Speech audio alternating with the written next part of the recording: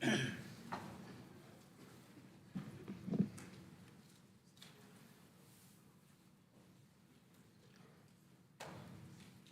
we continue with our study of Ezekiel this morning, taught by Stephen, let's go to God in a word of prayer.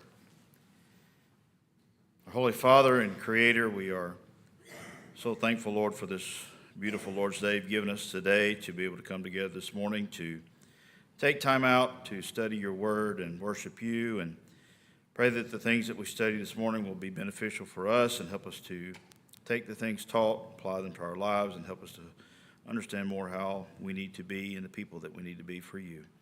Be with Stephen as he presents the lesson this morning. Help him to have a ready remembrance of what he's prepared, and pray that you'll help us as listeners to listen attentively to the things that are being said. Go us through the rest of this service this morning. Please, Lord, always watch over us and help us to be strong in faith. These things we pray in Christ's name. Amen.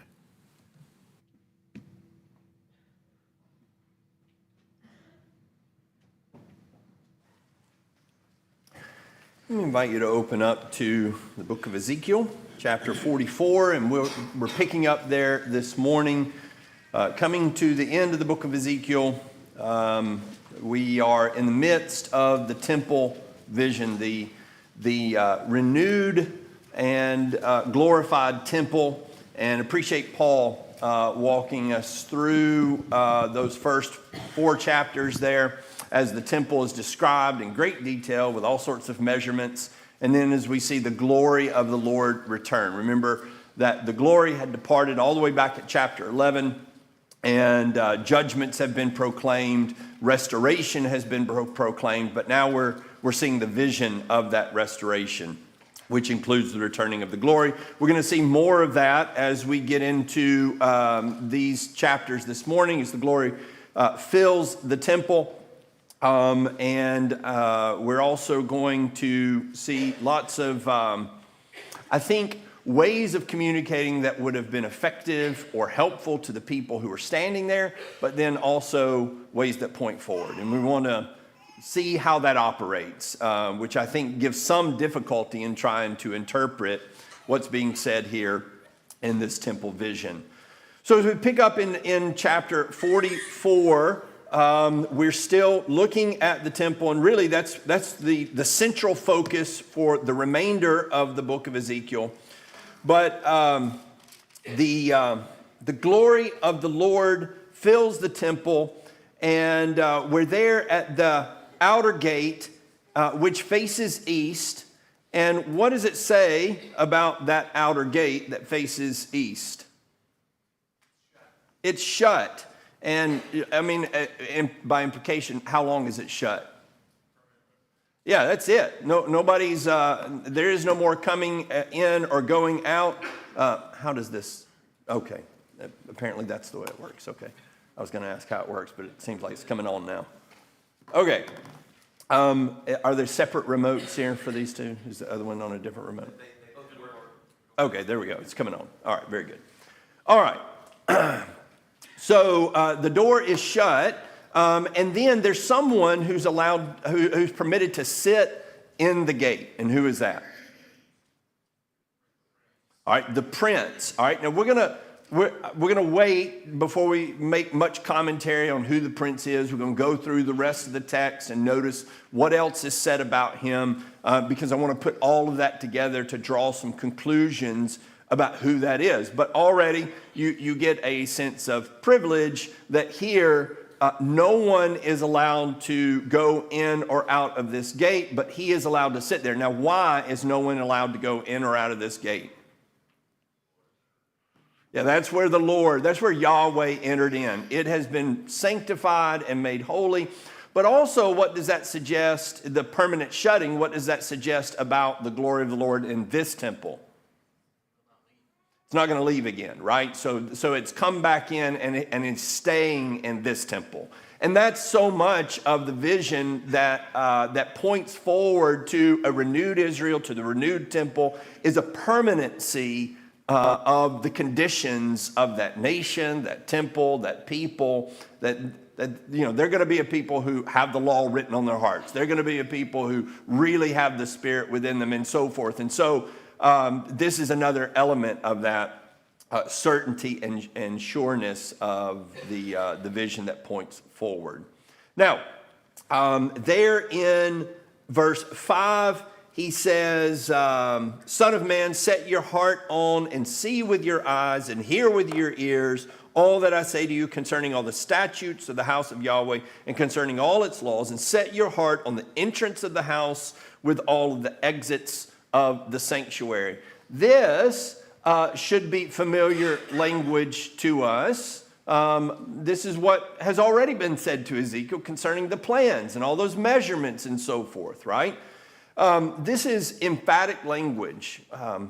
It's not just pay attention. When he says hear with your ears, you might think, what else would you hear with?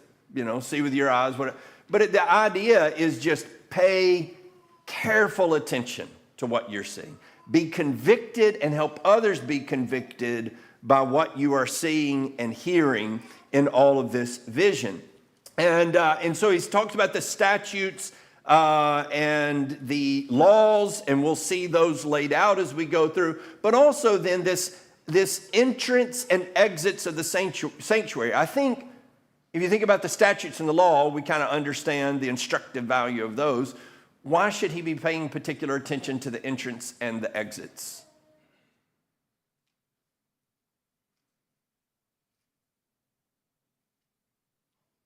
A better answer other than that it's going to tell him something about what this vision means. It's going to communicate something about how this fits the. Okay, I think that's exactly right, all right? And I think going back, the same reason we're paying attention to all the plans, it all communicates something. Everything I'm telling you says something. And in this particular case, we've looked at all the rooms, we've looked at those measurements, we've looked at what they're for, and now we've just talked about this entrance that's shut, that means something, where the gates are, the exits, all of it means something. And what I want to say is, as we go through, we'll make some observations. Sometimes we can, I think, have a really good idea as to what it means, and sometimes we don't. Here's what I know. It does mean something. And it's important. And God is not padding out his vision here and just going, well, I need to include something about it. No, it's all meaningful. And it's all convicting. It is all to a people who have been rebellious, he says in verse 6. You shall say to the rebellious ones, the house of Israel, thus says Lord Yahweh, enough of all of your abominations. Remember back in the previous chapters, how were these plans going to make the people feel? Ashamed of themselves, right? Earlier in the book, one of the pointing forward is they would loathe themselves, right? So they're going to see this and it's, what wretches we have been when they see the glory of this temple. So he says, enough of your abominations. Then he says in verse 7, he says, you've brought in foreigners, uncircumcised in heart and uncircumcised in flesh, to be in my sanctuary to profane it, even my house, when you brought near my food, the fat and the blood. So they made my covenant void, this in addition to all your abominations. You have not kept the responsibility of my holy things yourselves, but you have set foreigners as keepers of the responsibility given to me for my sanctuary. Now, what's the problem here? Is God, in the modern vernacular, xenophobic? In a sense. No, but they've In a defiled the sense. temple. Pardon? No, but they have defiled the temple. They have. And how so? I mean, what's the problem with these foreigners? Well, they were idolaters. They were not God's people. They could have been. God allowed others to come in as long as they were converted to Him or followed Him. Yes. The key is the uncircumcised in heart and flesh. All right. So they lack the flesh, which is bad enough, right? They are not circumcised in the way that Israel is to be his people, going all the way back to Genesis 17. But what's worse than that is they are not circumcised in heart either. And so these are a people who are brought in who have no care or concern or connection to God whatsoever. And that is the issue. That is the issue with foreigners across the board in the Old Testament. The issue is not that they they come from somewhere else, therefore they're not welcome. It's that they do not know God. They reject him and they serve other gods. Now, Israel was the same way. They were circumcised in flesh, but not in heart, right? And so the foreigners really share a lot of characteristics with God's people. And so they are brought in alongside because they're the same. You know, as far as that's concerned, spiritually, they've made themselves the same. And that's what we've seen throughout is the Canaanization of God's people. They've become like those uncircumcised in heart and in flesh. Perhaps they've remained circumcised in flesh, but certainly not in the heart. And so he says, no more. No foreigner uncircumcised in heart and uncircumcised in flesh of all the foreigners who are among the sons of Israel shall enter my sanctuary. And again, the definiteness of this, right, as we're looking at the renewed, this is not going to happen anymore. You cannot be my people without a circumcised heart.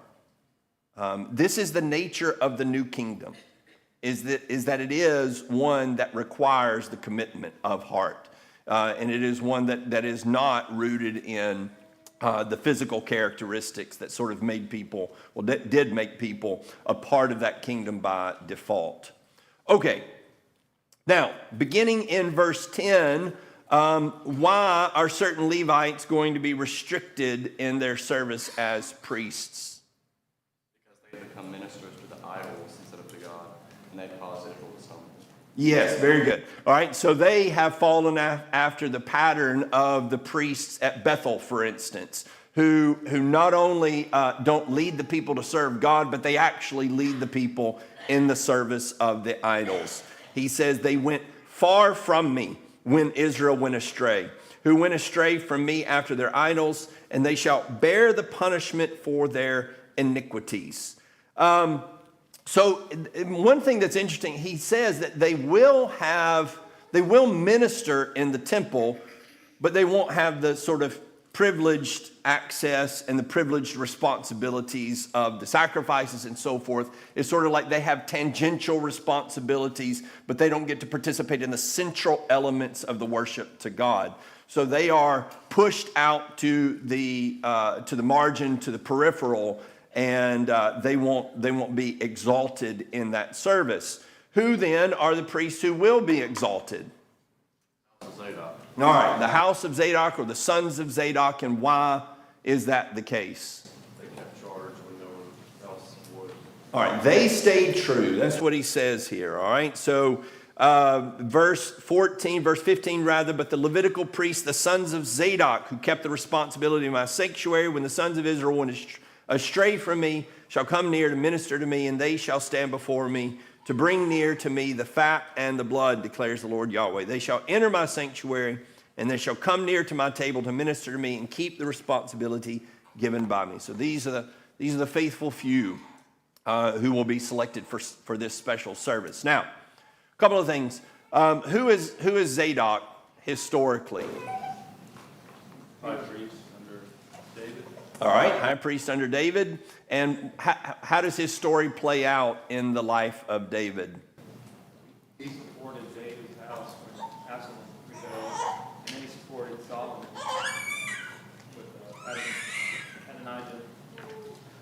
Yeah. All right. So at least twice we see Zadok remaining true to the true king when there are dissensions and rebellions, and so there's a pattern, if you will, here for Zadok. Now, I don't know if that's all that's being referred to here, or that pattern continued all down through the generations. In other words, I don't know if Zadok is simply being used and his faithfulness of old is being used to point to a faithful type of priesthood, or in fact, if there is some particular, if they really were a group within the priesthood that remained faithful and he's pointing to them. Either way, I think that the faithfulness of this remnant, if you will, of the priesthood does ultimately point to the faithful priesthood of the church, right? I think as Peter points out that we are a royal priesthood, right? That we are a nation of priests, which is what God always wanted. That is what God is pointing to, that it will be my faithful priests who will serve in the temple, right? Who will serve in the temple worship. Now, that leaves us with the question, if that's true, then what do we do with the outliers, right? The unfaithful priests who are being punished and kept on the peripheral. Is that just sort of like half-hearted Christians who will allow you to be members but not really to do anything? I don't think that's the case at all.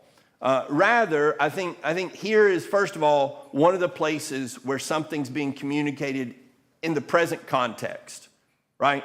So Israel knows the present system of priesthood. They don't know, right, the fulfilled priesthood that we are, right? They don't have that full vision. So they have this vision. And in this vision, I believe that God is both pointing forward and he's saying something to the people who are hearing that vision in the moment. I believe, first of all, that when the return happened, God is saying something quite literal. That not every priest will be reinstated. Not every member of the household of Levi and maybe even of the household of Aaron just gets to go right back to their jobs no matter what. There will be consequences. So when Zerubbabel, which I don't think that this is a full picture or that this picture is fully realized in Zerubbabel, but when he comes back, or maybe more importantly, when Ezra comes back and he begins to reinstitute the worship in the temple, there'll need to be some questions, right? Are you one who abandoned your responsibility? Or are you from a family that abandoned your responsibility? You're not going to be just reinstated. I think pointing forward, though, there's possibly a picture of what we see coming into the New Testament age as we see a distinction between that broader priesthood and the remnant within that priesthood. When we get to the New Testament, how does Jesus describe sort of the authority of the Pharisees, for instance, at the beginning of Matthew 23? Right. So is there a legitimacy at all to their ruling, to their authority over the people? Yes. To the extent that they were consistent with the teachings, sure. Right. And to the extent that, like when Jesus says in John chapter 4, the Jews are right. Basically, yes, they have the truth about things, right? That Jerusalem is the mountain. Like, that's not made up. That's real. And so I think there's a sense in which they are continuing to minister, but when the church is established, they are not the ones selected, right? That they will fall by the wayside. And it will be the true priesthood that ministers there in the center of the temple. And so I think that's a way that maybe that plays out as we see that come in. So there's a way that maybe it literally plays out with Zerubbabel and Ezra. And then there's a way that I think it figuratively plays out in the renewed temple coming into the church. All right. Any other questions or comments on Zadok? Okay. Yeah. I just want to point out that I just found it interesting with our modern minds. There's going to be this punishment. What's the punishment? You're going to have less responsibility. I think that people will be like, "All right, that's great. That's not that bad." But this is a humongous dishonor, and it would weigh on them, I think. Absolutely, yeah. So I think that's a great point to bring up. Is in God's kingdom, service is the thing that we want, and being denied that opportunity is something that should bring shame and dishonor. That when God is saying you are on the sideline, then that is not a relief. Okay. Picking up in verse 17 then and going through the end of the chapter, God describes the responsibilities of the priests. And what all does God talk about with regards to their responsibilities? How long you got? Make the list as thorough as you like. He tells them they're to clothe themselves in linen so that they will not sweat when they are at their work. They will change into different clothes before they go into the outer court so that they don't transmit holiness to the people. They're neither to shave their heads, but they're also not to let their locks grow long. They're supposed to keep them trim. They drink no wine in the inner court. They're to marry only virgins or widows of priests. They are to instruct the people with regard to the holy and the profane versus the clean and the unclean. Or, I'm sorry, holy versus profane and clean versus unclean. They're to judge in disputes. They're to keep all the statutes and the appointed times, Sabbaths, so on. As we see in the law, there's a limitation as to when they may, or maybe I should say for whom they may defile themselves when they die, only for near relatives. And something that I have missed when we've gone through the law of Moses that Jerry noticed here is that the priest's wife is not included in that list. I don't know if we're supposed to infer that she should be included, but it lists several relations there, and she is not included.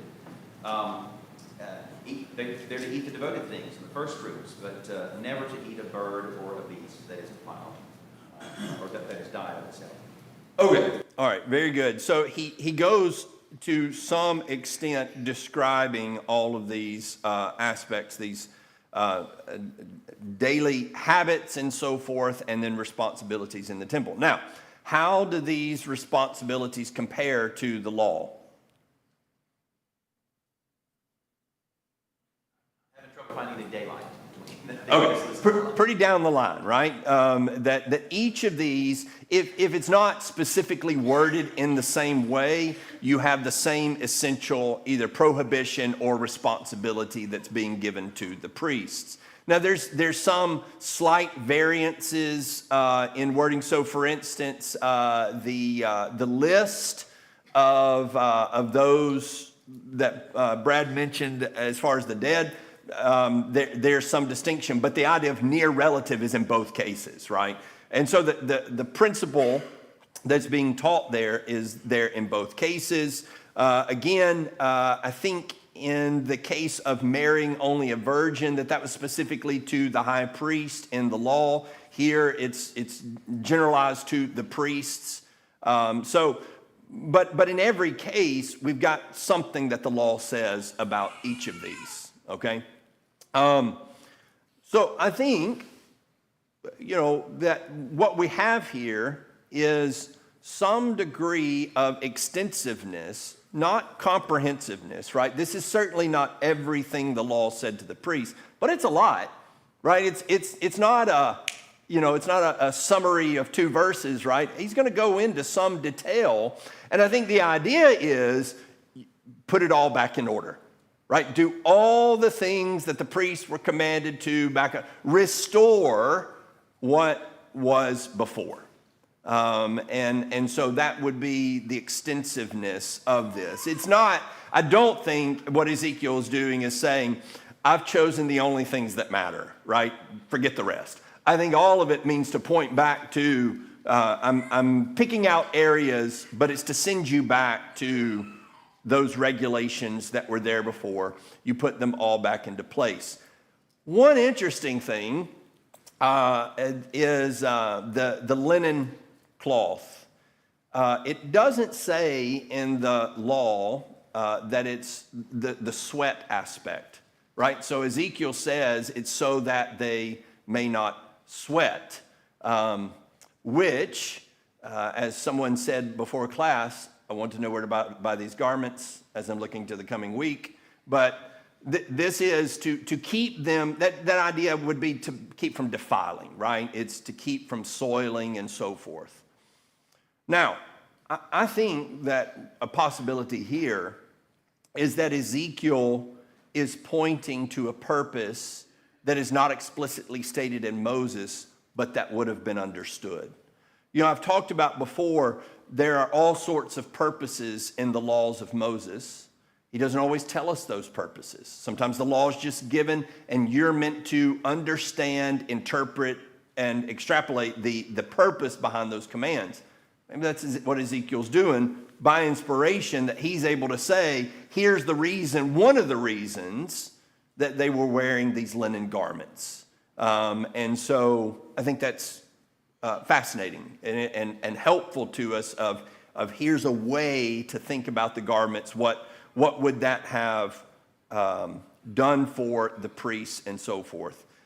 But everything else seems to be pretty well down the line, command for command in the law, and now being repeated for the responsibilities of these priests. Now, moving from the priest into chapter 44, we look at the land. The land's going to be divided once again. There's so many ways in which this narrative has taken us back to the beginnings of Israel. We come back to the Exodus narrative. We have repetitions that point us back to that aspect. Now we come back to the sort of invasion and conquest narrative, right? We're starting over. And so we're dividing the land once again. And what is the nature of the division of the land? How does it start? There's a specific portion that's to be granted to the prince, and in that he's not to oppress his people, but he's to be vigilant to remove violence and plundering. He's to execute justice and righteousness, and stop dispossessing his people. And so it is describing a ruler who's going to treat his people as favored subjects. Yes, yeah. So as we get down to verse 7, you see the contribution that is given to the priest on either side of the land that's mentioned in verses 1 through 6. Who gets first contribution? Yeah, so Yahweh's land is first, right? And so that's laid out and that's pointed to. And then coming down into verse 7, the first thing we see about the prince is that he will receive land on either side of that. And as Sam mentioned, that land is going to be given to him, as it says, so that he will not do injustice or violence. He will put away violence and devastation towards the people. He's going to have what he needs. He's not going to need to be grasping, because look at what he's been given here of this privileged place next to the land that has been given to Yahweh. And so his land is right there. Now, as you go through and it talks about those responsibilities and limitations and so forth placed on the prince, he receives that land on either side. Then how does it describe his activity? What all is he going to be doing? What is he allowed to do, not allowed to do, etc.? Sam mentioned some of the things, but he's going to be a judge. He's going to not oppress the people. He's going to stop all of the plundering and unrighteousness and the dispossessing of the people. He's going to rule over the worship and sacrifices and offerings. All right. So he's going to rule justly. To put away the injustice and oppression of the people. He's going to bring fairness and judge rightly. What is his activity with regards to the sacrifices?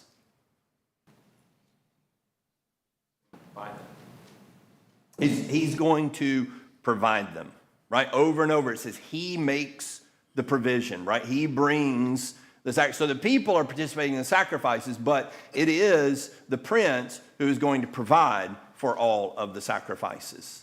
Okay?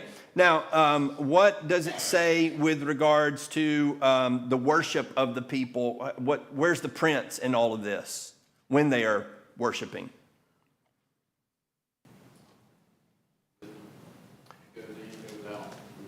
That's right. He leads them in. He leads them out. He stands at the gateway while they go in and make the offerings and so forth. He's there at the head of the people as they are engaging in this worship, both going in and coming out. All right. When it comes to the inheritance, what does it say about the prince and his property? Give it only to his sons. Pardon? He'll give it to his sons. He can give it to his sons. It'll stay in the family.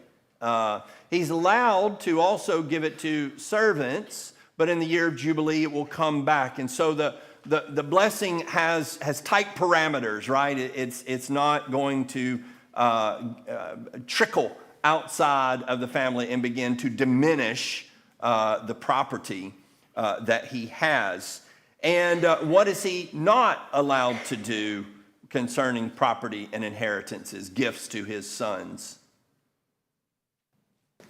To evict the people that have the inheritance. Pardon? He's not allowed to evict those who've been given the land. That's right. He doesn't take it. He gives of his own, right? It's his property that he gives. He doesn't take from the other people. He doesn't rob their blessing, rob their inheritance to give his sons an inheritance, but he passes on his own inheritance to his sons, to his servants, in order to bring gifts to them. Okay, so those are some of the major points of responsibility and so forth. Now, who is the prince? Well, maybe for help, I go to chapter 34, verse 23 and 24. I will set up one shepherd over them. He shall feed them, even my servant David. He shall feed them. He shall be their shepherd. And I, the Lord, will be their God. And my servant David, a prince among them. I, the Lord, have spoken. And that's a messianic prophecy. So the first thing to note is we've already had prince singular imagery, right? Princes, that's usually been bad. That's the people, the leaders who have failed. But the prince, future tense, that I'm going to set up has already been introduced into the vocabulary, and that's associated with my servant David. All right? So, as Tony pointed out, that's messianic. Do you think there's any potential reference for the people who are hearing this? That there's a pointer to somebody that they could associate this with?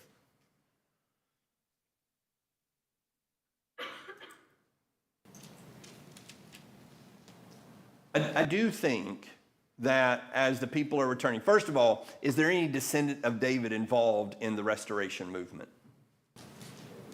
Yeah, Zerubbabel. And he is the governor. Remember, that's his role. He's the governor of the people. And so he's their ruler as they come back and reestablish. I do think that this is meant to be guideline for a Zerubbabel, right? A picture of who you're supposed to be. I think its fulfillment is ultimately in Christ. In that, and think of it in those elements. Some people look at what's happening here as restrictive from the standpoint of, oh, he's allowed to stand at the gate but not go in. I think maybe that's a misguided view. I think the idea is the provider of all the sacrifices. Well, that's certainly Jesus, right? That he provides for all of the sacrifices. He is the one who leads us, but is also among us in our worship. He is the one who gives of his own inheritance to us. And so there's so many ways in which I think this picture of the prince is ultimately fulfilled in the messianic. I think it would have had instructive value for them. I think it has fulfillment value for us. Its ultimate value is in pointing to all the ways in which Christ really fulfills the promise of who David was supposed to be, right? Everything that David was lifted up as, Christ sits into that role and fulfills it more fully than David or certainly any of his sons ever did. Okay, any more thoughts on that? Kevin? With all the stuff that points to Christ, it continually amazes me how God could reveal in a way that was vague enough to where Satan would not get that Christ was the solution to everything. Because 1 Corinthians 2:8 says that they had known he was supposed to die, he wasn't crucified. God had to reveal it in a way that was so vague that they would never figure it out, but in retrospect was 100% clear that it could only mean one thing. Now, how do you be vague and 100% clear at the same time? I think one way is that he utterly subverts expectations. When Jesus comes, especially on a human plane, what you expect of a prince and so forth, he doesn't look the part at the human plane. Now, he's fulfilling all of those, and especially in the spiritual realm, he is fulfilling all of these, but he subverts expectations. And so, but the spiritually minded man could still see it. And that's one thing I want to say about that. Vague enough, yes, yet Simeon saw it. It wasn't impossible to see. And others, Anna, could see it.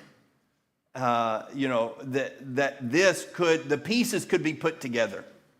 And so it's not so vague and mysterious that it is impossible to interpret. And in fact, of course, Jesus would rebuke those, for instance, on the road to Emmaus, who had failed to listen to all the prophets had said, and how he was fulfilling that. Okay, we've only got a couple of minutes here.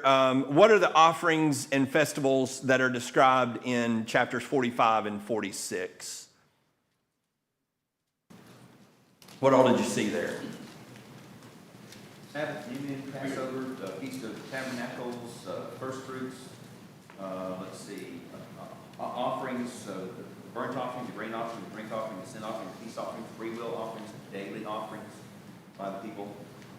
Those are the things I found. Which is most of them. I think that you can find a couple of elements in the law that maybe point to some offerings, some particular offerings, a sacrifice. An observation that's not listed here. But I think the idea is it's all going back into place, right? We're going to do all the sacrifices, and again, I would say from a messianic standpoint, it is all in the new temple, right? All of those offerings are wrapped up in Christ, and all of the festivals and all of the remembrances, the Passover and the Feast of Booths, everything is fulfilled in Christ. Christ is a comprehensive fulfillment of everything that Israel did in their worship to God. This is thoroughly restored worship, both as it points to these people as they come back to Israel, and then more fully as it points to the church. And then as far as he goes through these things here in chapter 45 and 46, what is all of this listing and these regulations as he goes through, specifically telling them how to engage in these acts of worship? What does that say about holiness and order in the worship of God? Better pay close attention to how you approach it. All right. Now, that's exactly. Now, as all of this is being pointed to, how is this supposed to hit the recipients of this message? When Ezekiel's telling about all of this, we know they're supposed to be ashamed and so forth, but the restoration, what should that mean for the people? I said it and I meant it. Yeah. I wasn't just blathering. This was what I meant all along. And this is to sanctify and make you holy when you come before. Yes, and as far as their joy, is this a happy occasion? Look at themselves and what they have been. I think as they hear of this temple, in addition to the sorrow, in addition to the shame and so forth, the other element is relief and joy, and really at a level that I think is hard for us to comprehend from the standpoint of being exiled, being hopeless, and here is ultimate hope being offered to them in a vision. And what I want to point out about that is ultimate hope. This ecstasy of joy is rooted in ritual and order, and this is how you do things. Those things are not mutually exclusive. I think what we think is that joy can only come through